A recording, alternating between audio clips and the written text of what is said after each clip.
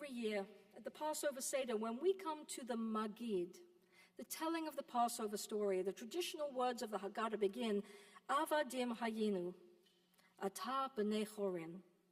We were slaves, but now we are the children of freedom.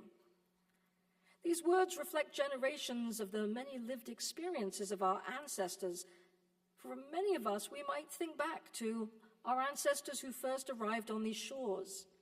For so many of them, America represented a newfound freedom and a land of promise. And while it certainly was that, it didn't mean that it wasn't also a land of challenges. So many of us in my generation or younger don't recall much in the way of anti-Semitism in our youth. But for the older generation, some of what we have seen unfold in this past year is not so new. And then we think back to the stories of Jews in the camps during the Holocaust or in the ghettos and the ways in which somehow they performed a Passover Seder. How could they say these words?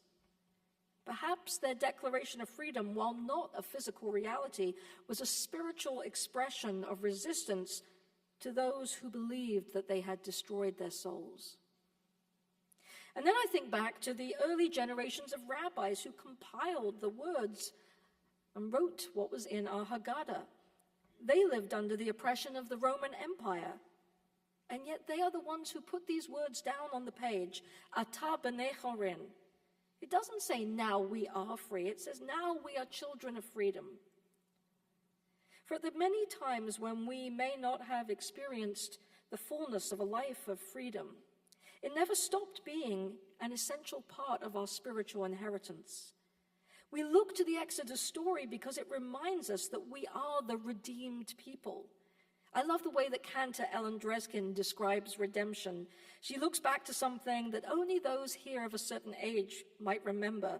There was a time once that instead of collecting credit card points that we can cash in for flights or discounts or gifts, we collected green stamps.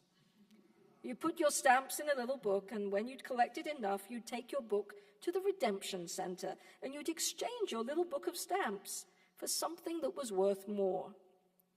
That's what it means to be children of freedom.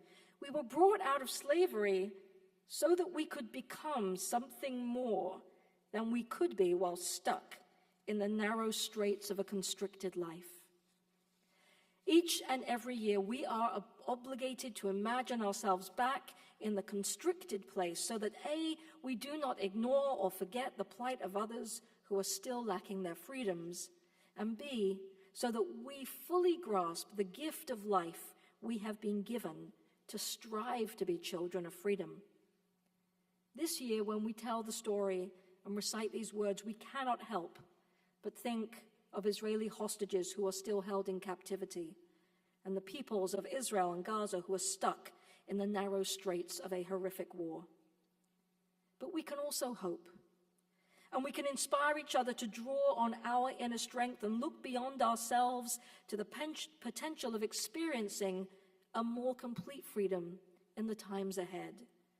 Ozi v'zimrat ya vayahili lishua, my strength with the song of God will bring about my salvation.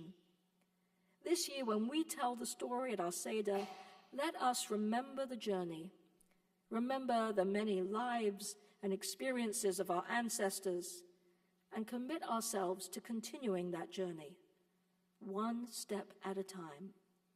Avadim Hayinu, Ata b'nei chorin.